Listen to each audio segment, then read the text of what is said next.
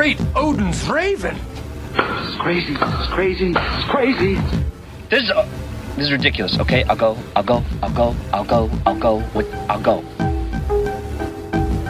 Hello and welcome to the FilmPulse.net podcast, episode 33. My name is Adam. Today I'm joined, as always, by Kevin. How are you, Kevin? I'm doing well. Doing well. This week we'll be reviewing Compliance, as well as Beyond Black Rainbow. 2 feature reviews this week. We'll also be highlighting some Amazon Blu Ray deals, and I also have an audiobook recommendation. We'll be making our weekly movie predictions, and finally we'll be going over this week's DVD and Blu Ray releases. But first, let's talk about a little bit of what we've been watching. I'll get it started this week. First movie I saw, Wish You Were Here. This is a Australian film, and I liked it. This is along the same lines as, what was the other one? The Square and Animal Kingdom. It's part of that Blue Tongue collective or whatever it is. Yeah. I like them. They're Yes, promising. they are Making very, good films. very promising. I mean, right now the independent film scene in Australia is just exploding, and this is the next one on the list. This is directed by Kieran Darcy Smith, who is he's mainly an actor, actually. This is his first film that he directed. I think he was in Animal Kingdom, right? Yeah, he was in The Square, too. And he was in The Square, and he was in that horror movie, The Reef, I believe, which I haven't seen, but I do plan on seeing that. And this is kind of typical for this type of film, very similar to Animal Kingdom and The Square. I would say it's closer to The Square, but it's basically about these 4 friends that go to Cambodia. One of them goes missing, and kind of the fallout as a result. It stars Joel Edgerton, who I like a lot. I think he's a very promising actor, and I would recommend this one. Highly recommend it. It's not great. I didn't love it. It wasn't Animal Kingdom, but it was very good. But is it more, you would say it's more along the lines of like The Square, where there's not really much to like really scream from the mountaintops about, but it's just a solid film. Yeah, I mean, I would put it right on the same level as The Square. Same level. There's the thing about a lot of these other ones like Snowtown, and there's more suspense, more tension there. And there is certainly tension, suspense in this movie, but just not on the same level as like Animal Kingdom. But I do recommend it. It is solid. One that I do not recommend is Batman: The Dark Knight Returns Part 1. Batman: The Dark Knight Returns Part 1. Now, I have a soft spot for these DC animated films that come out, and the last one that I saw was Justice League Doom, which I loved. I thought it was fantastic. This one let me down in pretty much every aspect. First of all, big issue. Peter Weller was the voice of Batman, and he's RoboCop, for those of you that don't know him very well. He'll also be mentioned in our Cronenberg roundtable that's coming up because he's the main character in Naked Lunch. And he does a great job in Naked Lunch, and I love him in RoboCop, but the voice of Batman, give me a break. Give me a break. This is based on the Frank Miller series, and although I never read the Frank Miller series, so I don't know how close it sticks to that story. I'm told that it is pretty close, but I was not into it at all. I thought that the voice acting was pretty terrible. The animation was not great. They were definitely trying to go with the look of the Batman animated series, which I always like, but it just felt slightly off to me. And I didn't like how the Joker looked. It wasn't very good. I see that it's a 55-year-old Bruce Wayne. Oh, yeah. Yeah, he's old. Like, this takes place 10 years after he kind of hangs up the cowl. After Jason Todd dies, who was Robin. I don't recommend it. I mean, I'll definitely be seeing part 2 just because they kind of leave it hanging. You're invested. Yeah, exactly. Don't you hate when that happens? Oh, even if you're not really into it, you're like, oh, I gotta find out how it ends. Just wait. I'll be coming back to me being invested in just a few moments. That's how like every episode of Law and Order is for me. Like if it pops on the TV screen and I see like 2 to 3 minutes of it, I'm like, oh shit, I gotta sit through the rest. I gotta know what happens. TV is really bad at that. That's why I'm still watching Dexter, unfortunately. Then I saw Red Hook Summer, the latest Spike Lee film, and I really wanted to like this. I was on board for probably the first 25 minutes to half an hour. It's a really strange movie because maybe 45 minutes in, and it doesn't adhere to any kind of structuring. Like, you know, most films have like a 3-act structure. Yeah. But there's no structure in it whatsoever. It is the most aimless, random film. And I was okay with it because I was into the story. It's about this kid who goes to, he's from Atlanta and he goes to Brooklyn to spend the summer with his grandfather, who's a bishop. And I was really into it. You can tell the way that it's filmed, it kind of harkens back to earlier Spike Lee films. Looks great. I love the way how he uses these, you know, super saturated camera shots and stuff, long dolly shots that are going down the streets of Brooklyn. It just looked great. And again, I have a soft spot for movies that take place in New York, and I was really into that. I'll be talking about that later. I was really into that, and at some point, maybe 45 minutes into the film, maybe it was a little earlier, this crazy twist happens. And I'm not going to say that I didn't like the twist, because I understand what Spike Lee was trying to say with the twist, but it completely changed the dynamic of the film and turned it into something completely different. And in the end, it was just kind of hard to swallow, considering I just spent 45 minutes watching something that had a completely different message, and it just took a complete 180. The acting was really shitty too.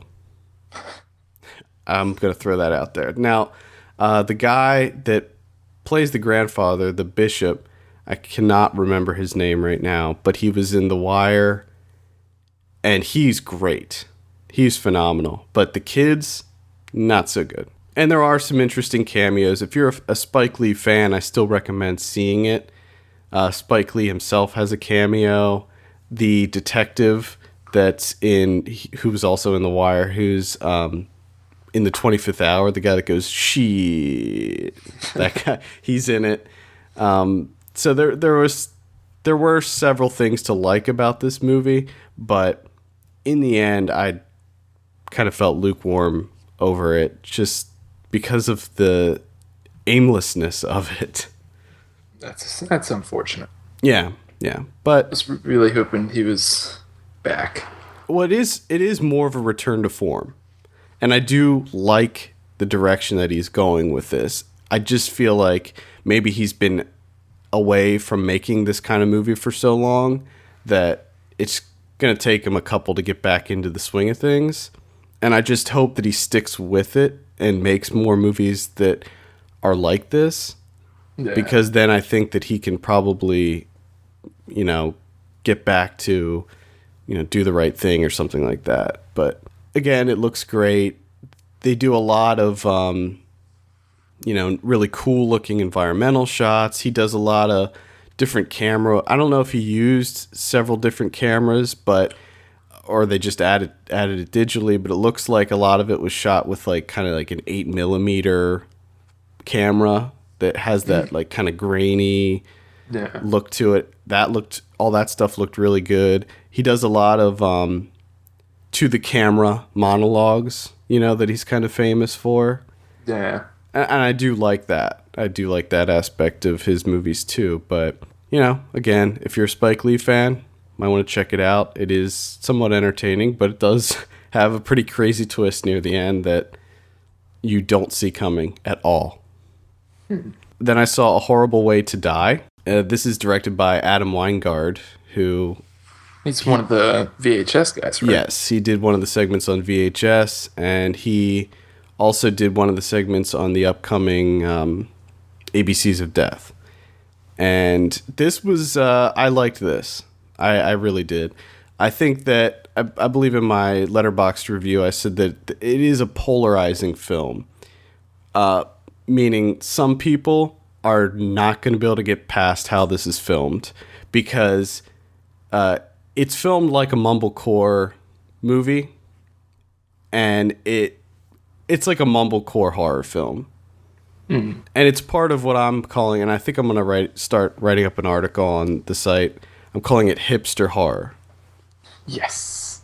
There's actually that one that's coming out that was playing festivals this year that is essentially just a hipster horror movie. Oh, there's tons. About hipsters that just go out into the woods. Oh, wow. That sounds great. Yeah. This is starring one of the actors in this is see Joe Swanberg's in it. Who directed one of the other. Yes, Joe Swanberg, who is a mumblecore director, and he directed one of the segments in VHS. He plays a pretty large role in this movie. The camera work is it's done in such a way that is very frustrating to some people. It does these out of focus shots where it'll be in focus and then it'll go out of focus and fade to the next scene. Yeah. And that's almost every transition in the film is the camera going out of focus. And it happens a lot. There's a lot of shaky cam that happens, and it's very stylistic. It's, I think, supposed to be done in an artistic way, but it is frustrating. Yeah. And I don't see that also Amy Simons is in it, who directed that Sun Don't Shine. But I also noticed that Whitney Moore is in it from Birdemic fame. I don't even remember who she played in this. She played Daphne. She was Daphne. Must have been a small role. But she's the famous Victoria's Secret model from Birdemic. Nice. Nice. I'm still going to recommend this because I like Adam Weingard and I like the direction that he's taking with horror. Same thing with Ty West. I would include Ty West in the hipster horror category. They're doing new things with the genre, and I always appreciate when people try new things with the genre. And then I saw Killer Joe that finally came out in theaters down here. Again, Killer Joe. Like you, this is the first NC-17 movie I've seen in the theater. And it's an odd experience. It is odd, especially because in my theater there was probably only like 8 or 10 other people, and they were all probably over the age of 50. Mm-hmm. They were all older people, and when the movie started, I was like, we're gonna see some walkouts. But I'll tell you, nobody walked out. I had the same exact experience. Me and my wife were both like, I wonder how many people are going to walk out of this movie. No one did.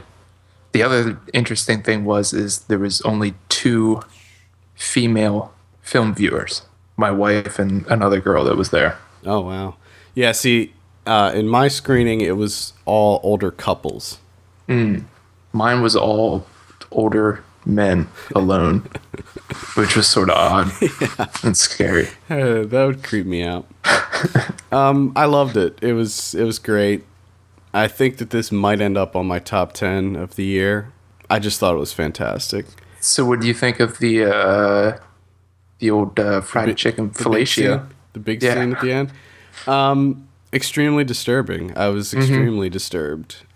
And when she, as soon as they show the bucket of chicken, did you like automatically, like when I saw the bucket of chicken, I was like, oh God, here it comes. Yeah, I knew it was coming. Yeah, it's coming. I'm scared. I found myself thinking about it several times throughout the film. Like, when's this going to happen? When's this going to happen? I know it's going to happen. We're getting near the end here.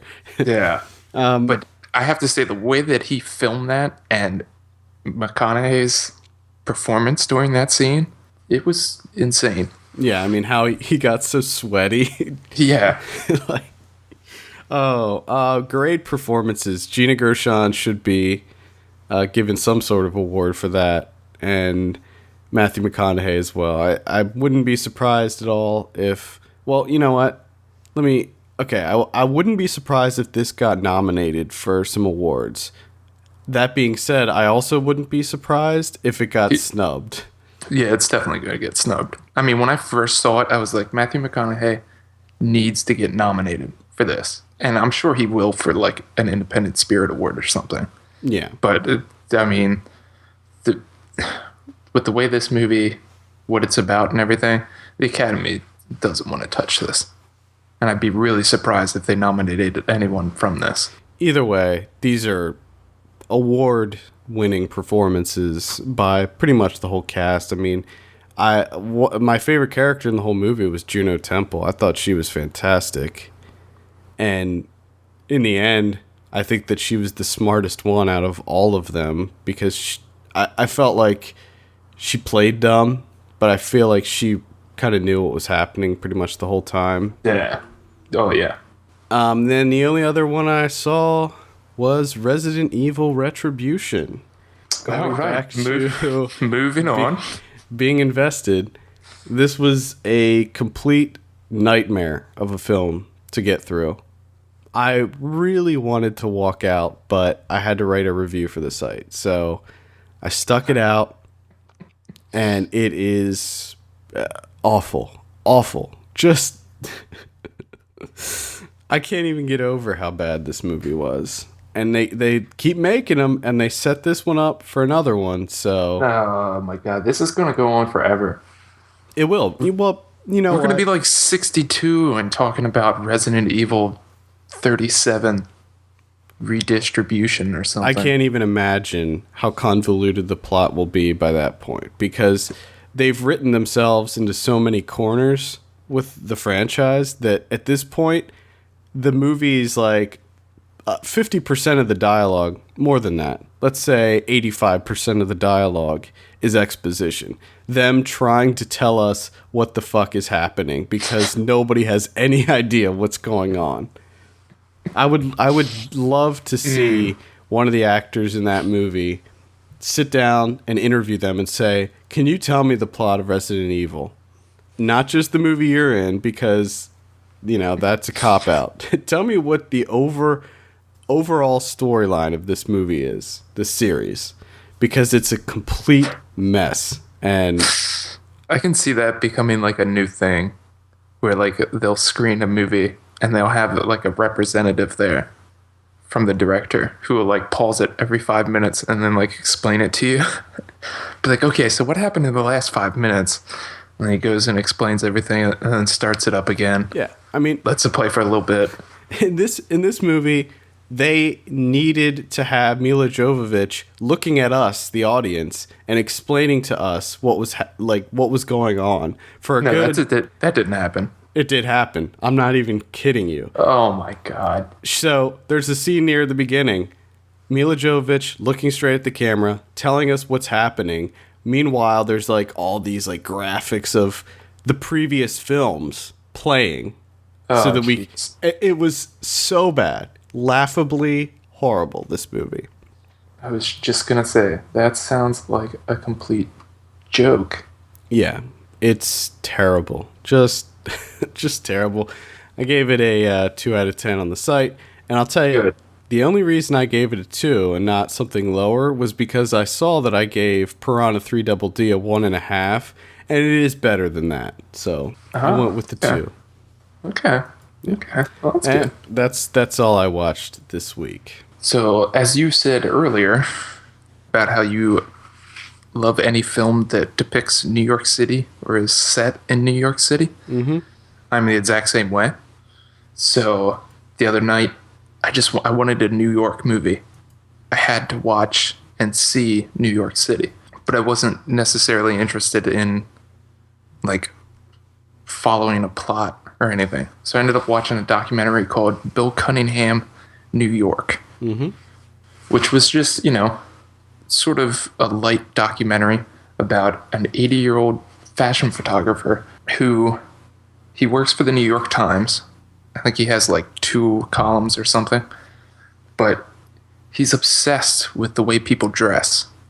So all day, all he does is he gets out his bike, grabs his camera, and just rides around New York City and just takes pictures of everyday people. So he's not like a fashion photographer where he's like at fashion shows, which he does do, but the majority of his time's just spent riding around New York City. If he sees someone's outfit that he likes, he takes pictures of them. So this is directed by Richard Press, and like this is one of the guy, Bill Cunningham, 80-year-old fashion photographer, one of the only people I've ever seen in a documentary or a film where they were just genuinely nice, like all the time. Like there was never a scene where you're like, well, that guy sort of a dick. He was just a nice guy the entire time. And it was, like I said, light documentary. If you want to see New York, check it out.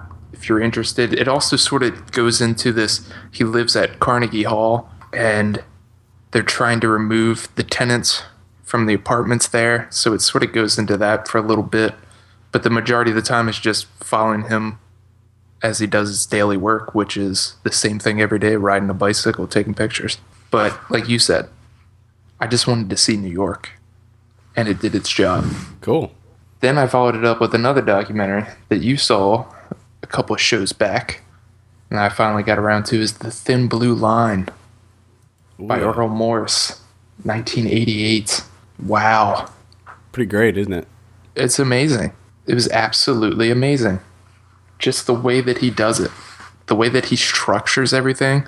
And I have to say, the end, the way he ends this documentary is like the absolute most perfect way I think that you could do it. It's so unbelievably simple, but yet at the same time extremely powerful. Mm-hmm.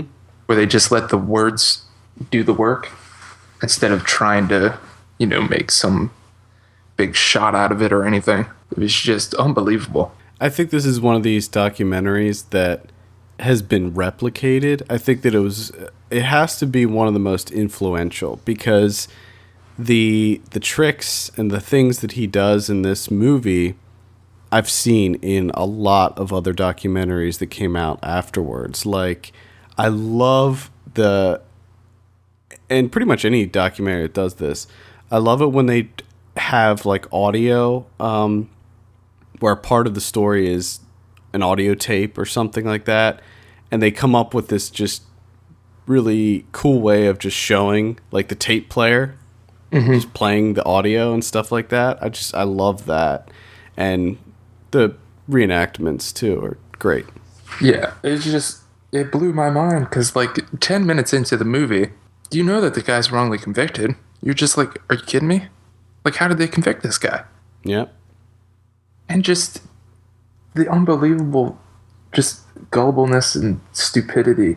It's mind-numbing. The whole film, I'm just like, you can't be serious. This really happened. Yeah.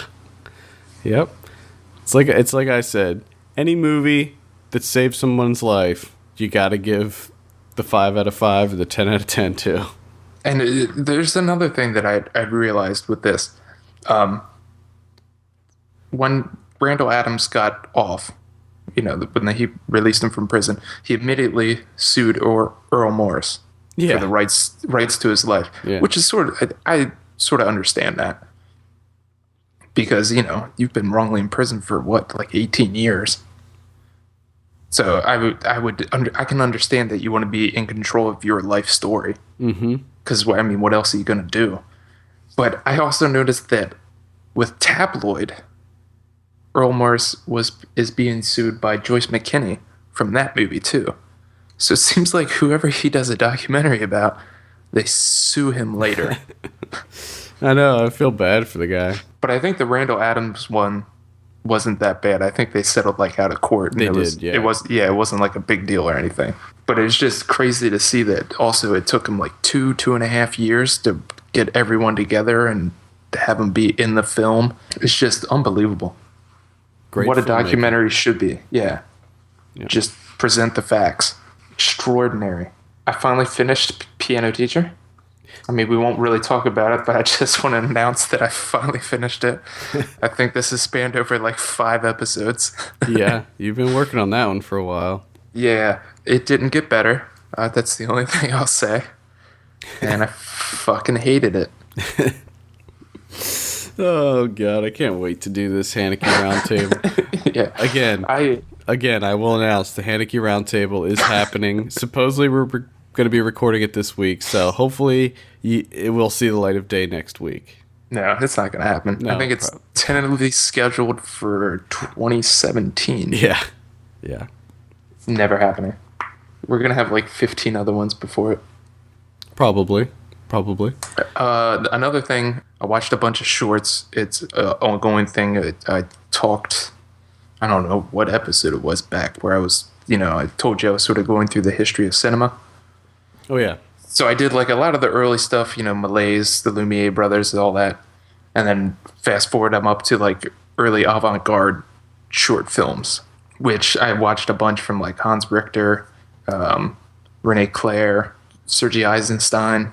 All of these, the weird thing, and all these are like in the 20s, like mid to late 20s. And they're all essentially like surrealistic Dada films. And the one thing that I have to sort of point out is they're in their 20s and they're using like trick shots and all this stuff.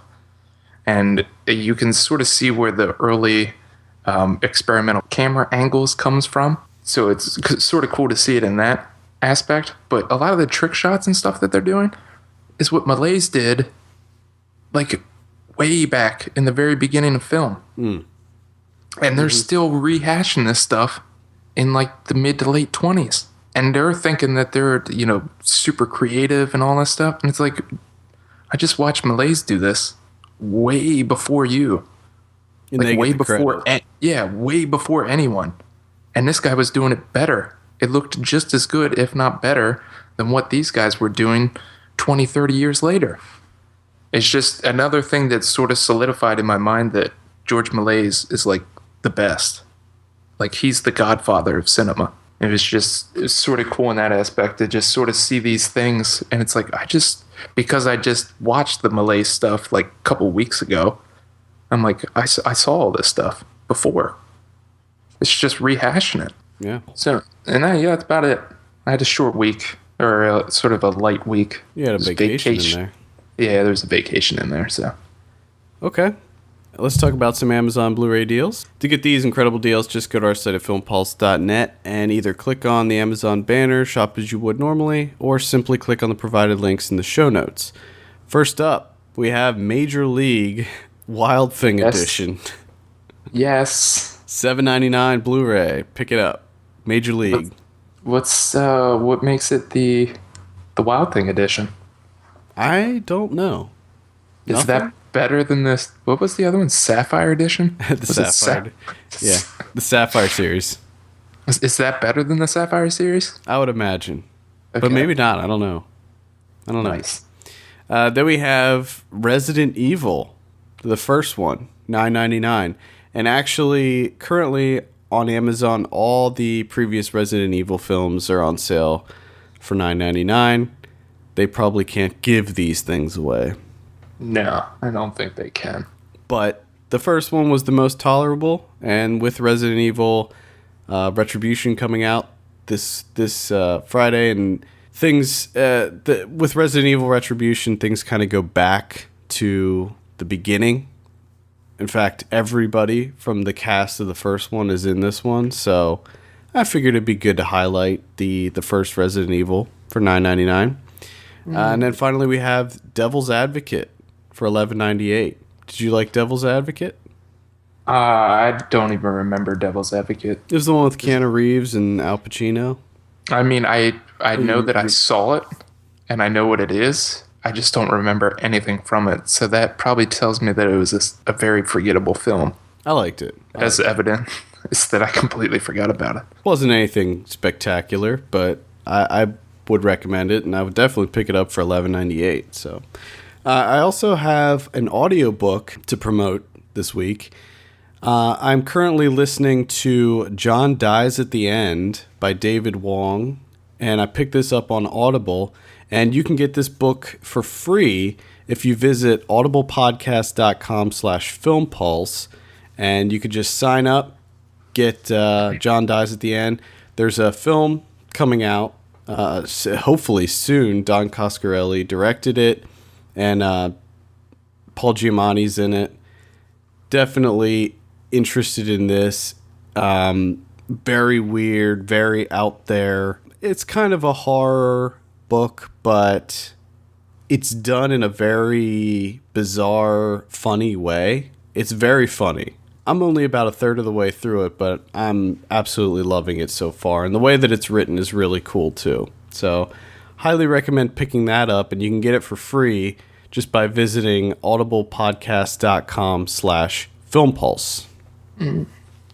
So let's go ahead and jump right into our 2 feature reviews. First up, we have Compliance. This is currently playing in theaters, and we have a clip here, so let's give it a listen. I want to make this as easy as possible for Becky. Wouldn't you agree? Yes, I would. So that's the first thing. And in this situation, either, and I don't like this, we drag her downtown, we book her, we process her, we put her in a holding cell where she'll probably be all night. That seems very extreme. Yeah. I mean, I think in order to keep this sort of contained, what we could do is just have you strip search her right now.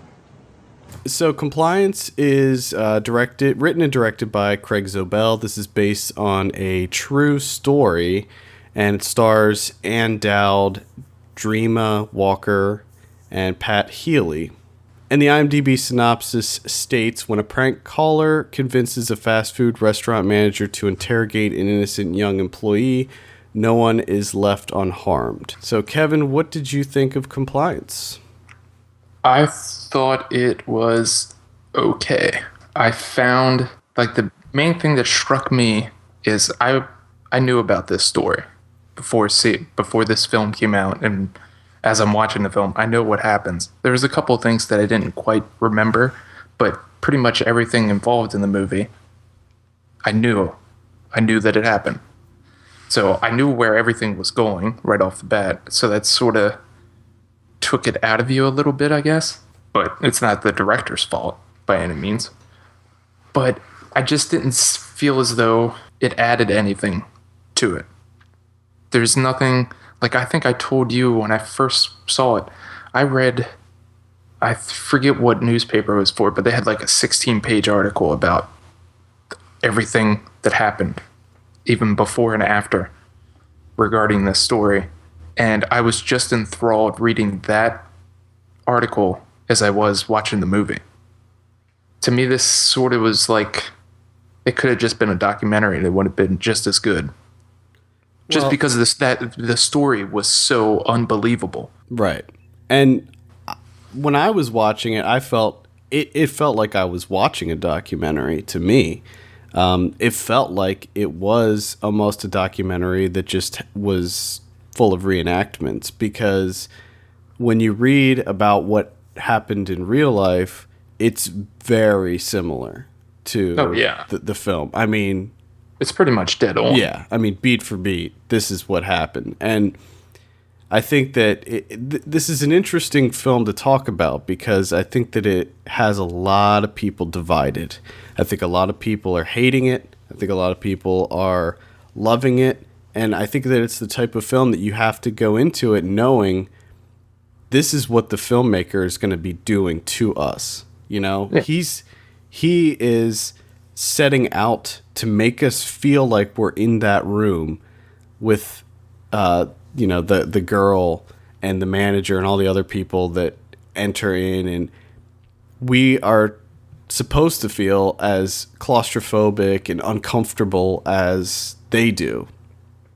And I think to that, the film really achieves that. I think that I thought that it was filmed very well. I really dug a lot of the close-up shots of like the food and different parts.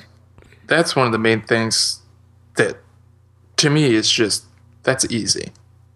I think everyone knows in order to make a movie have the atmosphere of like claustrophobia or uneasiness, it's just extreme close-ups of people's faces and stuff like that. Because for whatever reason, that makes us uncomfortable, which is in itself somewhat weird, is that we can't handle extreme close-ups of people's faces.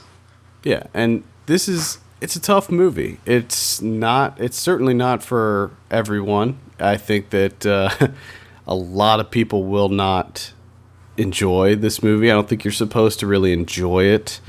No, I think this is definitely one of those movies that you can't afterwards be like, yeah, I loved that movie. It was awesome. Right, and because you feel terrible. It's a slow film. It kind of goes at this meandering pace for most of it, and it's all, for the most part, shot in two locations. You know, you have the prankster, the prankster's house, and the restaurant. That's pretty much it. And it's got a very limited cast, but I will say, in regards to the performances, I thought they were all great. And that's another thing that I've read a lot of other reviews regarding this film, and some people were saying that, you know, the performances weren't very good, but I thought Ann Dowd did a fantastic job. Very believable. Just the dialogue felt very real. And the way that I looked at it was, I felt like I know these people. You know, they played kind of just these generalizations of these people, and I thought that it worked extremely well. Yeah. I think I agree that I thought Ann Dowd did a great job too, but I would also point out I thought Pat Healy did a really good job. Yeah, and I like him a lot too, and I thought that he did a great job too, and I think that it's all around it's a tough film. I think it'd be a tough film to be an actor in as well, because most of the dialogue is between two people on a phone. So I think a lot of it right there is, I'm guessing when they were filming it, they weren't actually talking to the person on the phone. So yeah. I mean, for me too, this is a movie, like I said, going in, I remembered pretty much everything that happened. The only thing I didn't really remember is I forgot that there was like, what was it, like 70 or 80 instances of this happening? Yes. Like I thought I thought I remembered it as being like 8 to 10 times. I didn't know that it was as prominent. But another thing is that I'm very interested in these sort of experiments, like the Milgram experiment, which essentially explains what happens in this movie, which was a psychological experiment done by a Yale psychologist, Stanley Milgram, where you would zap someone every time they did something wrong, and every time it happened, it would get more and more current would go through them. Mm-hmm. And they found out that it was just because a guy in a white lab coat was telling people to do this, even though it went against their personal conscience. They didn't want to do it. It was an authority figure, and sort of found out that people obey authority figures probably too much. Right. And that's sort of what happens in this movie. Yes. It's like the entire basis for it. Right, exactly. And I heard an interview with director Craig Zobel, and he did mention that as being sort of, part of the film. And I just, the concept, what happens in this film is so unbelievable that you can't wrap your head around how this actually happened. I think that it's difficult for a lot of people. I think a lot of people, when they see this movie, they'll come out of it and be like, there's no way.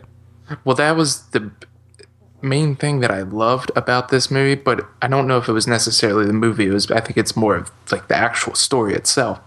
But there's so many movies that people watch where halfway through it, there's something that happens within the plot or something where you're just like, well, that's completely unbelievable, or those characters would never act that way.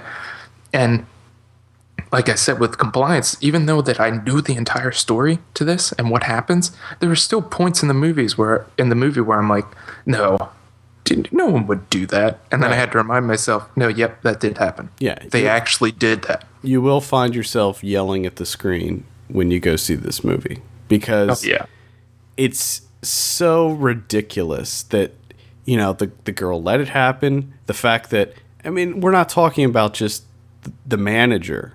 We're talking about there's several other people involved in this. And then there's only one at one point that doesn't go along with it. But the funny thing, even with that person, is he doesn't take it anywhere. He's just like, oh, I don't want to be a part of it. Yeah. But he doesn't do anything. Because like when he comes in, you're like, yes, this guy. Here we go. He's going to fix everything. And then it's like, oh, wait, no, that doesn't happen. Yeah, he just kind of walks away and says, I don't want to be a part of this. Yeah. Just a crazy ass story. And that's really what makes this. I mean, if this was a fictional story, I don't think anybody would be on board with it because you would be like, this is ridiculous. Mm-hmm. There's just that's the crazy thing about it. If it was a completely fabricated story, we would be saying, this is ridiculous. This is a completely unrealistic story. There's no way any of this stuff would ever happen. But it did. Yeah. A lot. It did happen a lot. And the real life guy actually got away with it. I don't know if you read that. Oh, they weren't actually able to convict him? Nope. He was charged, but they let him go. He was acquitted. So he got away with it. And then, you know, at the end of the film, well, I guess it's somewhat of a spoiler, but at the end of the film, you know how they're talking about lawsuits. Mm-hmm. In real life, the girl... I know that she sued the fast food chain. Yeah. And won, right? She won, but it turned out that she, due to ridiculous legal loopholes, she didn't get anything of what she asked for. She got nothing. Gotcha. After like court fees and stuff like that, she ended up with basically nothing. So it's pretty crazy. So it's an extremely interesting story. Yes, I recommend going to see it, but just know what you're getting into. It's a tough movie. Yeah, I would say a lot of people, I think, are familiar with the story, but if you're not, I would suggest reading about it first, and then based off of how you react to reading about it is whether you should go see it or not. And it's so funny because after I wrote my review for it, I looked at some other reviews, and some of the people, critics are just fucking idiots sometimes, because some of them were like, well, if they wanted us to think that guy was a cop, you know, they didn't do a very good job, because I knew right away that he wasn't. And it's like, no, that is not the point, you idiot. It wasn't supposed to. The film is not supposed to make us think that he's an actual cop and then all of a sudden be like, you know, whoosh, he's not a cop? Like, no. I mean, he gets rid of that very early on in the movie. He makes no... Right. It's just boom. This is just a regular guy. In the synopsis, it says a prankster, prank caller. So that really frustrated me. And there were several reviews where people were looking down on the film because of that. Like, and that's just ridiculous. So no, and I mean that's something too is. Because I read sort of the same thing where some critics were coming down on the movie for some of the storytelling aspects of it. But when you, like I said, you read the actual story, it's pretty much perfect. Yeah. It's lifted pretty much exactly what happened in real life is in the movie. The actual surveillance tapes of this incident were leaked on the internet. And if you look, you can find the real video of this happening. And when you see that and compare it to the movie, it's pretty much the exact same. I mean, the exact same. So I gave this an 8 out of 10 on our site. Kevin, what would you give this out of 10? I would probably give this like a 6. 6 out of 10? 6. It's just like I liked it, but I think I was more compelled to the story, not really the film. I think he did do a good job. I mean, he didn't like completely ruin it and turn it into like some B movie. I think he actually, stuck to the details, stuck to the events, the facts, and, sort of showed you everything that happened with amount of respect. Yeah. He didn't sensationalize anything. I think it's also to note that this had a record number of walkouts during Sundance. Wow. Yeah, people could not handle this movie. But that's something that I just don't like. How do you not know what you're going into?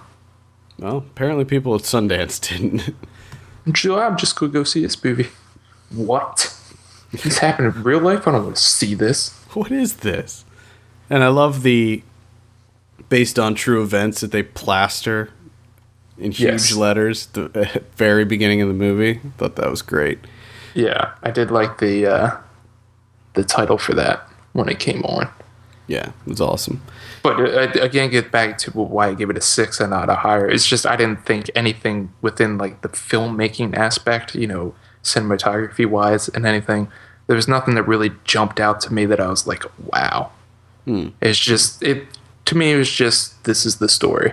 Yeah, there was nothing that really put it over the top for me. Well, I can respect that. I felt like the cinematography really complemented the overall tone of the film, and that's why I tended to give it a higher score. So, one last thing is I'm definitely interested in seeing something of his where he writes the story. It's based on his screenplay or based on like someone that he works with, and see him do like an actual fiction film. I will be interested to see what's next for Mr. Zobel. I think he has like some sort of thriller coming out that got picked up. But there's not really that many details on it yet. So there we go. That's a pretty solid recommendation for Compliance. Oh, yeah. Definitely check that out. Yes. Next up, we have Beyond the Black Rainbow. This is new to DVD and Blu Ray, and this is a film that didn't come out in our area, but we were both dying to see this. I've been waiting to see this movie my entire life. We have a clip here, so let's give it a listen. This is Beyond the Black Rainbow. Hello. My name is Dr. Mercurio Arborea, and I am the founder of the Arborea Institute. Through our unique blend of benign pharmacology, sensory therapy, and energy sculpting, we can guide you to a new, better, happier you. So, this is written and directed by Panos Cosmatos. And according to IMDb, it says, despite being under heavy sedation, Elena tries to make her way out of Arborea, a secluded, quasi-futuristic commune. Sure. Yeah. Yeah, sure. Sure. We'll go with that. The film stars Michael Rogers, Eva Allen, Scott Hylands, Marilyn Norrie. I think I'll start it off. As we said before, had super high expectations for this film. After seeing the artwork involved, the trailer, I was loving every second of that, and I was dying to see this. After seeing it, all the things that I loved about the trailer and the artwork were there. The movie looks fucking incredible. I was eating up every second of footage in this movie. I loved it. I'm a huge fan of 80s cinema and like science, the 80s sci-fi. Oh yeah. I mean, I guess we could even go back further. We could even go back to 70s. But given that time period, the sci-fi back then there was such an amount of paranoia to it. Yeah. That just made it great. And this film looks amazing. Just everything. The set design, even like the title cards and the little interlude thing that we just played at the beginning. Well, it wasn't an interlude. The little introduction that we played, prologue, if you will. That played at the beginning of the film. It all looked amazing. The story is the part that I had the problem with this movie. I just felt like there was none. There is none. And that was the big issue, and it's such a shame because this had so much going for it. It was weird. It was uber stylistic. I think in my Letterboxd review I said it's as if Disney approached David Lynch to direct Tron, but it just really fell flat with the story. I mean, this is a slow burn, and it's it's a nice movie to look at, but so little happens until the very, very, very end. Yeah, it ramps up. It ramps up real quick at the end. Shit gets real fast. Yeah. So, what were your thoughts on Beyond the Black Rainbow? A lot of my thoughts mirror pretty much what you just said. Again, it looks amazing. The color palette that he uses, the lighting, the camera angles, everything is amazing. It just looks unbelievable. But yeah, story-wise, the narrative, extremely opaque. There's not much happens. You don't even really know what is happening when something happens. Like, there's not really... They don't explain anything to you. It's just a matter of a series of events that happen. And like you said, the first... I don't know if it's like the first half of the movie or like the first 2/3 of the movie. You're just like, where's this going? What are they doing? Yeah. Yeah. And to me, it seemed like a lot of the scenes were just a bit too short, a bit too random. You know, like a scene of him dropping his keys down. Cut to a scene of him looking in the mirror. Cut to his wife on the sofa. Cut to, and it's like, oh my God. Just stick with something here. And that was one of the main things that I had with this movie that I didn't like, was there was too much, for me, slow motion, which just seemed unnecessary at times. I like slow motion, but in moderation. I agree. There's too much, and there was way too many fade cuts. And I hate fade cuts. And especially when you do it over and over and over and over again. I'm just like, think of another way to cut to a different shot. Yeah, I agree with that.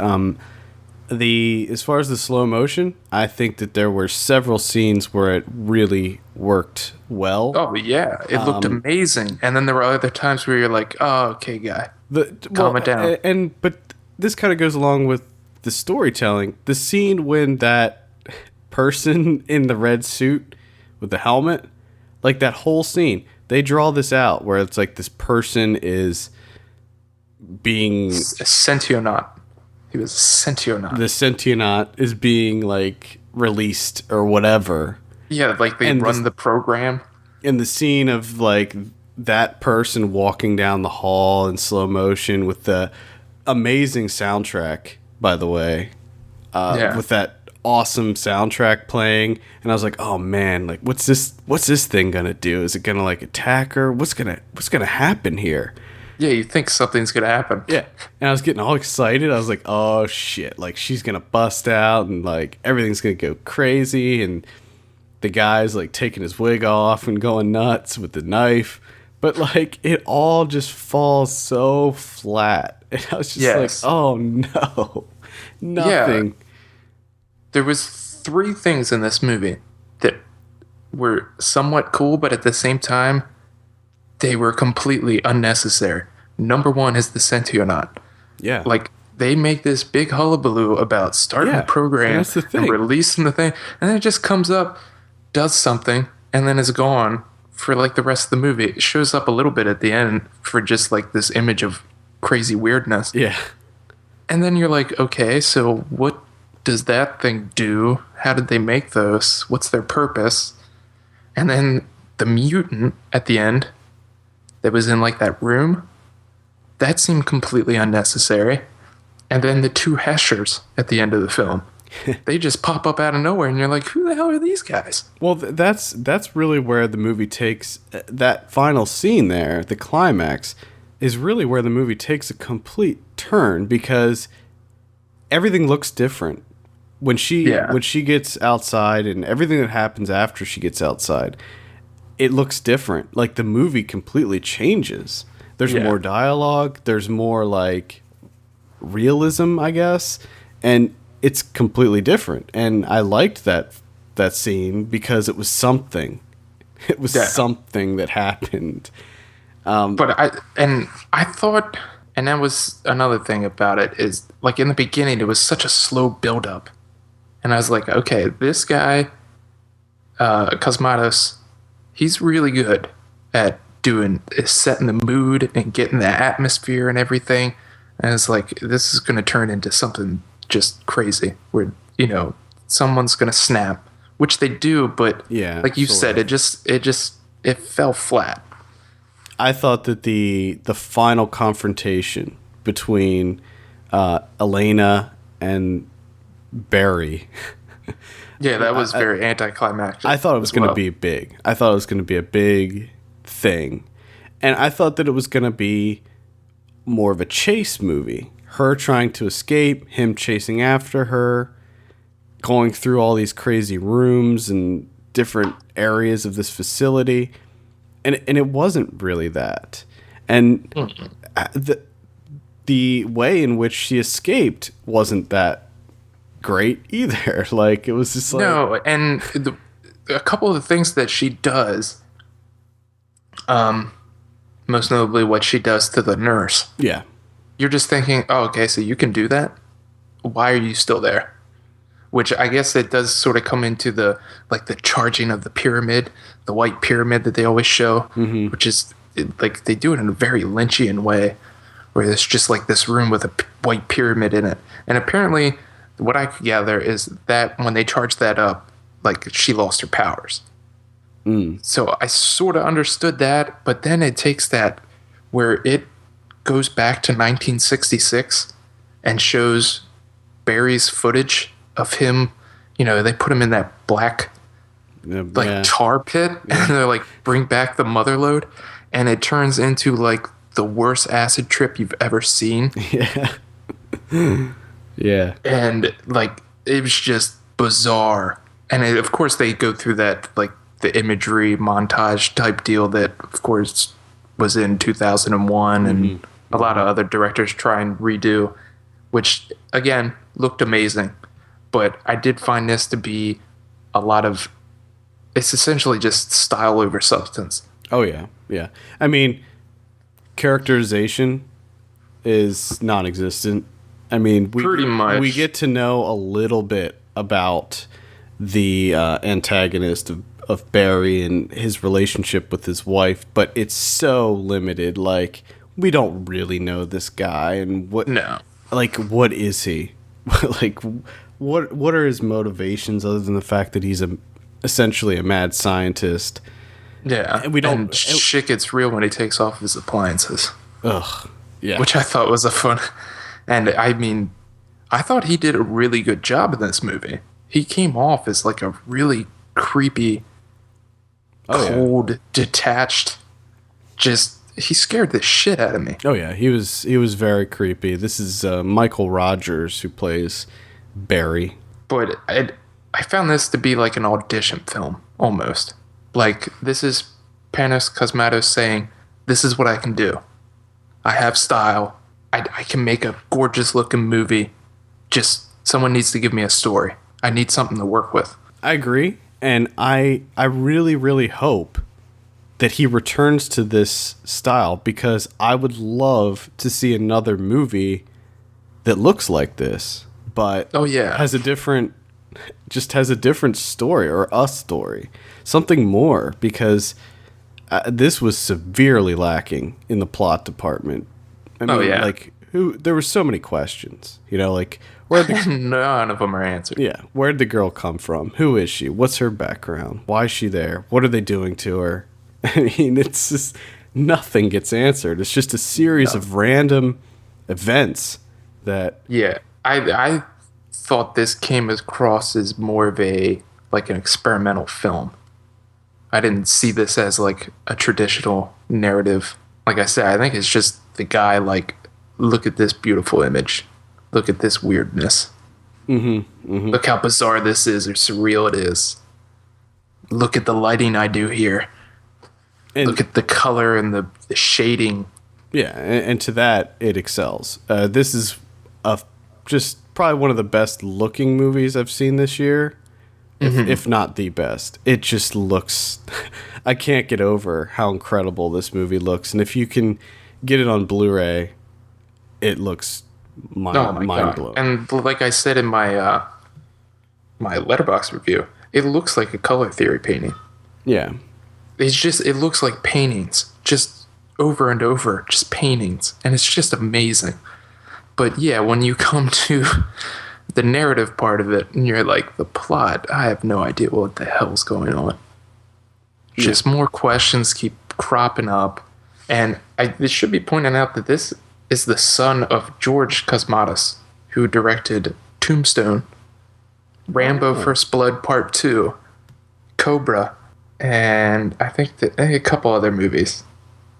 Oh, that's interesting. This is his son. So completely different style, to say the least. Yeah, I would say so. But this is his first feature too, so I think that he can get at least somewhat of a pass for this being his first feature. Oh yeah, but I mean, you got to admit, he shows a lot of promise. Oh yeah, yeah. It's just he needs a writer. He needs a story. He needs someone that knows how to write a nice, structured screenplay for him, or just anything close to that.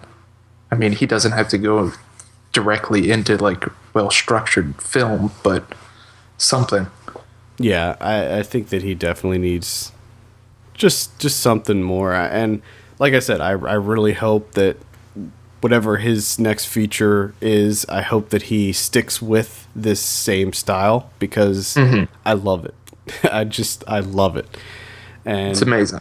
It really sucks, because I would love to give this movie, I mean, based on the music and the style, the cinematography, everything about it, I would give it a 10 out of 10. But unfortunately, I can't give it that kind of score, because there's so many other things that are lacking, plot development.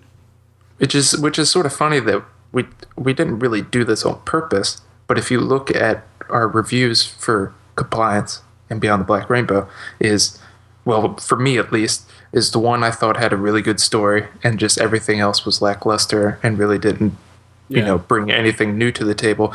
And then this movie, everything that it brings in the matter of cinematography and everything is amazing, and just the story is very lacking. So it's like the complete opposite for each of them. Yeah.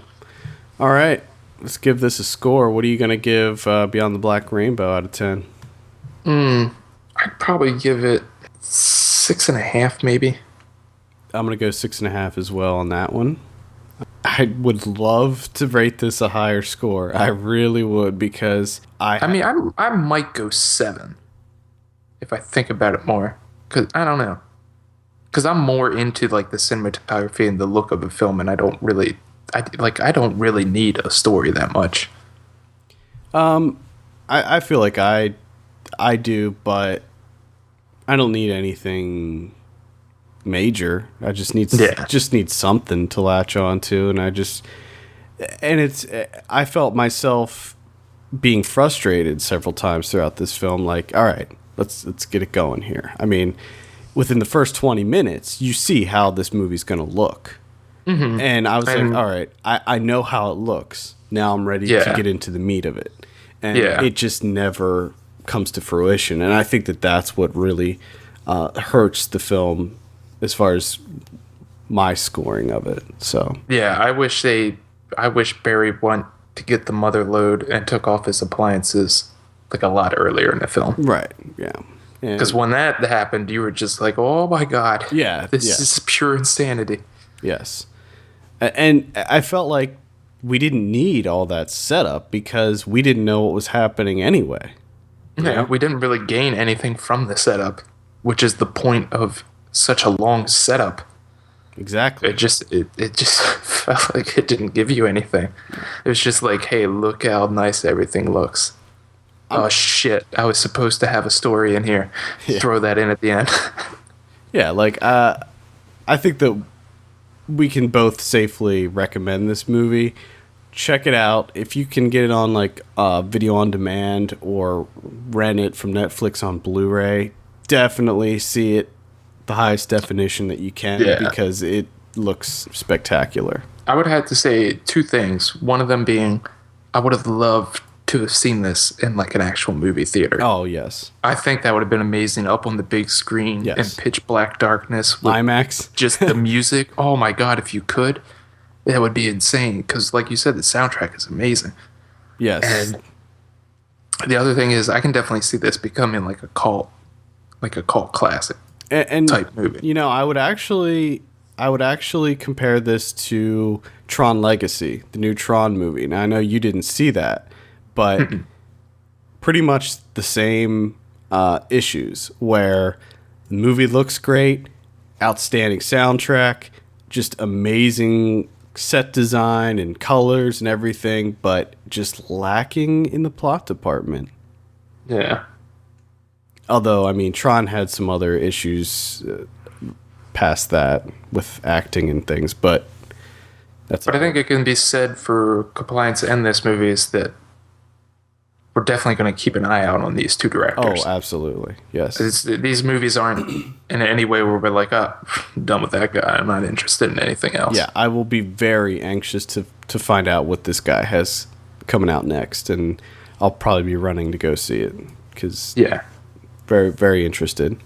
All right, let's move on and go over our predictions. We said last week we did Resident Evil Retribution. You said 27. I said 20. Actual 34 on that. What the hell is wrong with people? Yeah.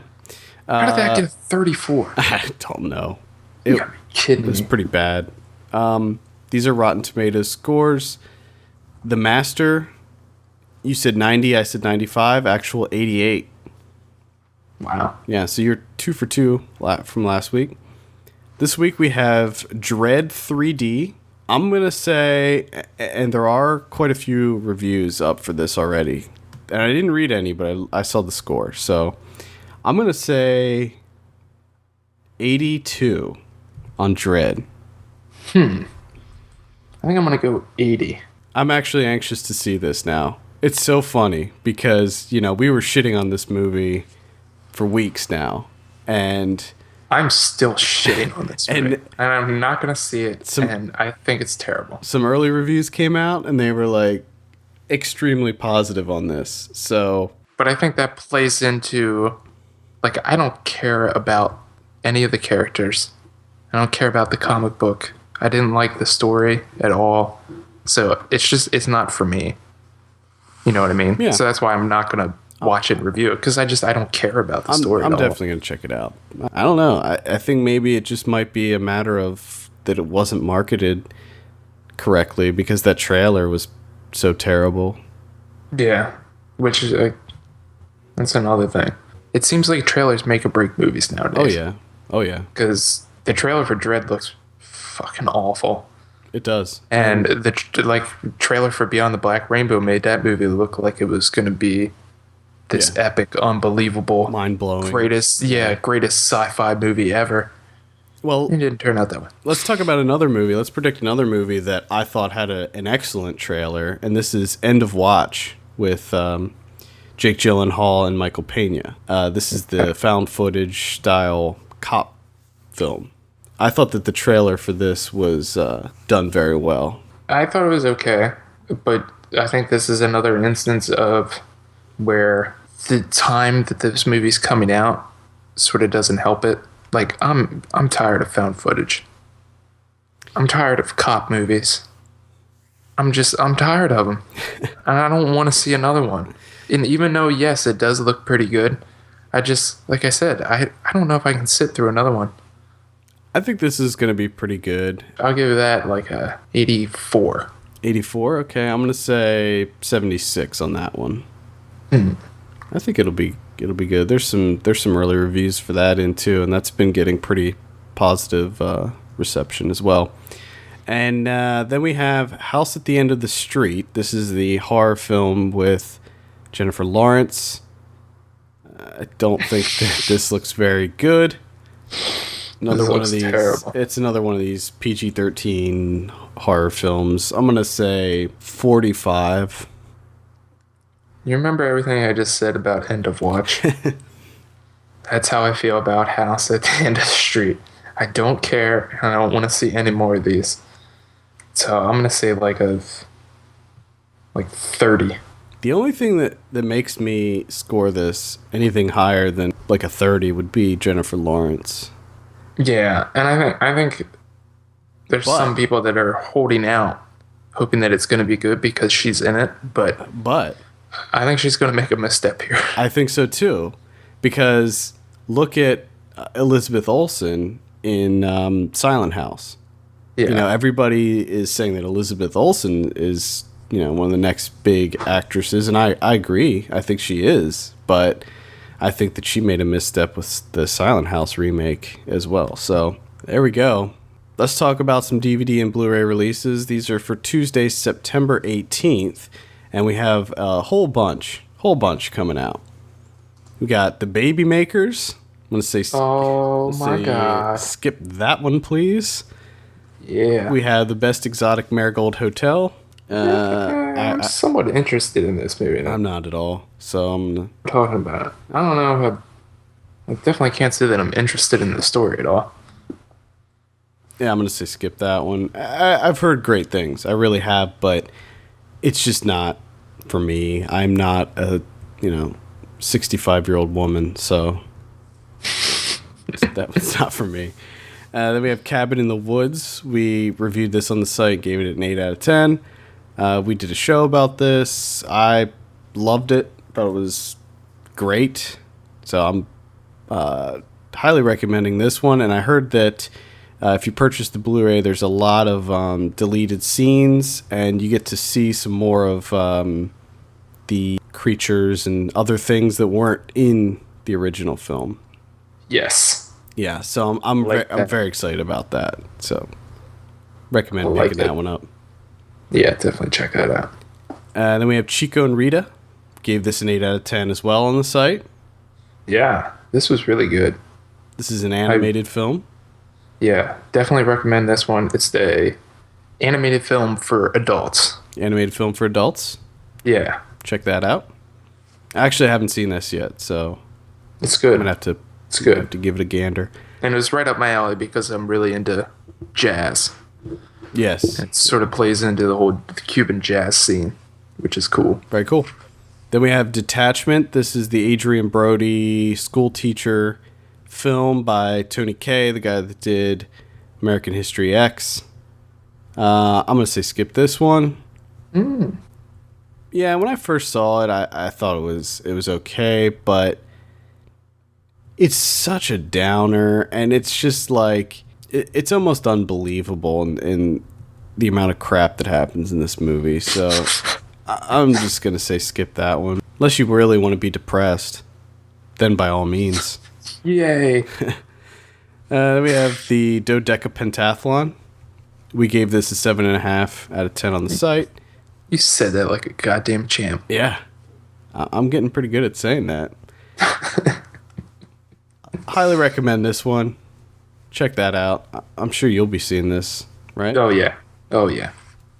Yeah. I can't wait. Check that one out. It's really good. The Duplass brothers. Then we have Hysteria. We gave this a 4 out of 10 on the site. Skip that one, please. Period piece with Maggie Gyllenhaal about the invention of the vibrator. Yeah. Skip that one, please. Great. I love period pieces. There you go. They're the best. And finally, we have Oslo, August 31st. We gave this a 7.5 out of 10 on the site, and I think we can both recommend this one. I would definitely recommend it. And also, if you're interested in that movie, I would highly suggest checking out The Fire Within by Louis Malle. It's essentially the same story, but I think done a lot better than Oslo, August 31st. There you go. Yeah. And then there's 2 Criterions coming out. Okay. 2 from an esteemed director from the early 40s, Marcel Carne. Children of Paradise, which is a widely critically acclaimed, and I think is actually all on the Sight and Sound, like most important films of all time or whatever the hell they're calling that poll. So yeah, Criterion's putting out 2 of those on Blu-ray, and like we always say, it's Criterion. Yeah. I mean, it's a 1940s movie that they restored and put out on Blu-ray, and it's an important movie in the history of cinema. I love you, Criterion. Yep. With a video introduction by Terry Gilliam, documentary, essays. I mean, you get your money's worth with Criterions. Yep. And then you have all these other people putting out DVDs, and they're like, pay $30 for a DVD. Sapphire series. Yeah, Sapphire series. What kind of special features you get? Oh, we got like the theatrical trailer. Yeah. Oh shit! There's a thing called YouTube. Director, or not director commentary, but commentary by the second unit director. Yeah, I love it when they do that. Set designer. And they only talk, like, when it's like the set design, they only talk for like 2 scenes. Because there's not that much to talk about, and then the rest of the movie they're just trying to like filler. This is ridiculous. Yeah, put anything on on your DVDs. We can probably recommend anything on Criterion. I just picked up the Videodrome Blu-ray and I love it. I've watched every second of the special features, and now I'm going to go back and watch it with the commentary, and I'm pretty excited for that. So, and that's what I love most about the movies is that you can learn everything about that film with that DVD. Like, it's almost a research tool. Yeah. It's not just the film. You get the entire backstory to it, everything. It's amazing. And a lot of them come with booklets, too. Oh, yeah. That are really informative and really cool. So, there we go. I think that wraps it up. Yeah. Oh, yeah. For all the latest film news and reviews, visit filmpulse.net, and we want to hear your feedback. Send us an email at feedback@filmpulse.net, or give us a call on our voicemail line at 850-391-6071. Also, please take a minute to rate us on iTunes. We appreciate that very much. And click the donate buttons down below to help us keep Film Pulse running. For filmpulse.net, my name is Adam. I'm Kevin. And we will see you on Wednesday for Ryan Watches a Movie, when we have him watch Judge Dredd. Yes.